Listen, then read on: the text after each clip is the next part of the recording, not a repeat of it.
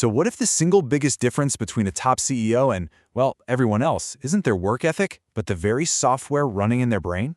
We're about to deconstruct the mental operating system of the top 1%, and you might be surprised at how you can start installing it yourself. And Natalie Dawson just hits the nail on the head here. Our culture, we glorify the hustle, right? The grind. But that's kind of like saying the fastest car is just the one with the driver who pushes the gas pedal the hardest. It completely misses the point. The real advantage isn't in the effort, it's in the engine itself, that mental framework. So what is this mental operating system really? Well, it's not some single magic trick. It's a series of interconnected frameworks for how you see the world, how you make decisions, and how you take action. Let's break down the first crucial piece. Okay, before we can even understand the 1% mindset, we have to spot the mental trap that most people are caught in. You know that feeling of running on a hamster wheel? You're busy, you're reacting to everything, and you feel like you're working super hard, but you're not actually getting anywhere. That's because you're glorifying the effort instead of creating real leverage. This is the core difference. Seriously, most people's days are just a whirlwind of putting out fires. Answering emails, dealing with urgent but totally unimportant tasks. The 1% mindset, it operates on a completely different level. They see the same fires, but instead of just grabbing a bucket of water, they ask, hey, why do these fires keep starting? And then they build a sprinkler system.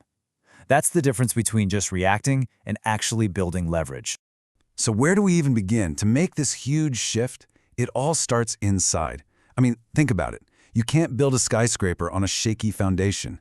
If your mind, your emotions, and even your brain chemistry are all over the place, any success you build is going to be fragile.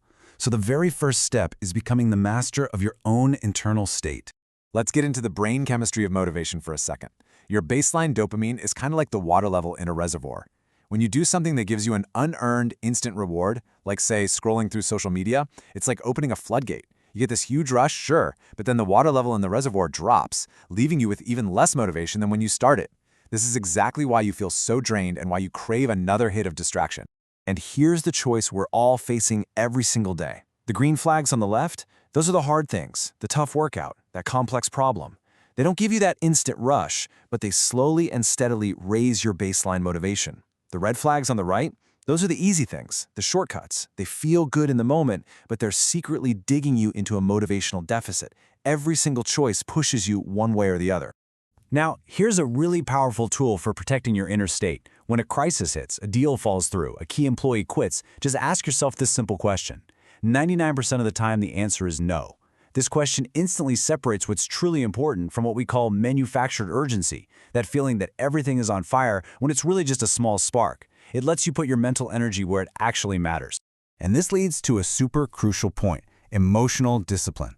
Look, it's not about being a robot. It's about making decisions based on data, not drama. When Natalie Dawson had to fire an executive, it wasn't personal. The performance metrics were clear. The emotions are real, for sure, but they are not the basis for the decision. The top performers, they acknowledge the emotion, but they make the call based on the numbers. And that leads to faster, way more effective execution. Okay, so once you've strengthened your inner world, you can start redesigning your outer world. This is where you shift from being just an operator in your life, constantly reacting and doing the work, to becoming an architect, designing the systems that do the work for you.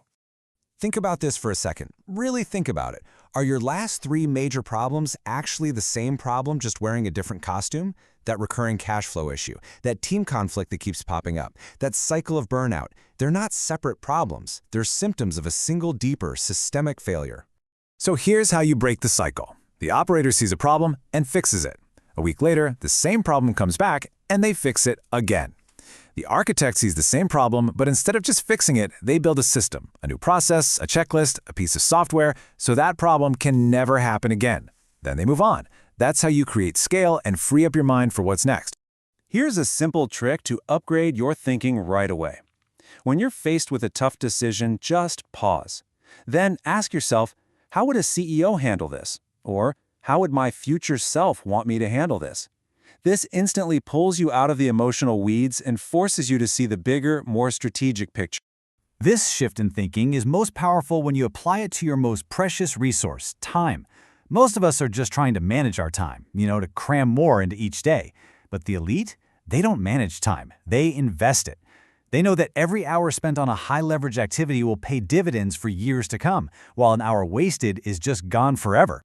So, how do you start investing your time instead of just spending it? You audit your calendar like a ruthless CFO. I mean it. Look at every single meeting, every task, and ask, what is the ROI on this hour? If it's not creating leverage, building momentum, or moving you towards your biggest goals, it gets cut, delegated, or shrunk. Then you take that reclaimed time and you invest it where it truly matters. Now, once you've cleared your calendar of all those low-value tasks and you're ready to reinvest that time, there's a crucial reality we have to face: the sheer scale of the work required. We tend to think in small steps, like, oh, I just need to work twice as hard. But as entrepreneur Alex Hormozi points out, the reality is often orders of magnitude greater. This is a massive reality check. The gap between where you are and where you want to be isn't a step, it's a chasm. The sheer volume of work required, the number of calls, the amount of content, the product iterations, is often 100 times what you think. When you really get this, failure is no longer about a lack of ability, it's simply a miscalculation of the input required. But this new operating system, this 100x effort, it has a price.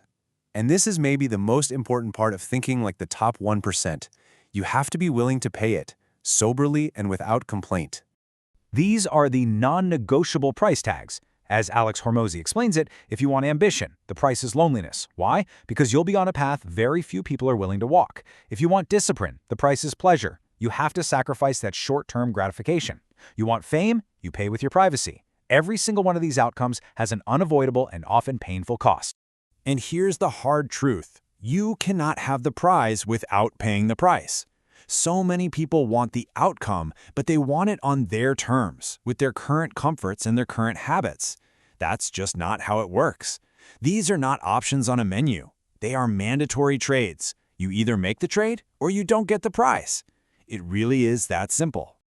And this right here, this is the great filter. It's that moment when you hit the wall of fatigue, of frustration, of pain. The point where every fiber of your being is just screaming at you to quit. That moment, that is what separates the winners from everyone else. For most people, that feeling is a stop sign. For the elite, it's the starting line. So the playbook is on the table. The mental models, the systems, the trade-offs, it's all right there. The knowledge is no longer the barrier. The question is no longer how, it's if. You have the code for the new operating system. The only question left is, are you willing to install it? And maybe more importantly, are you willing to pay the price to run it?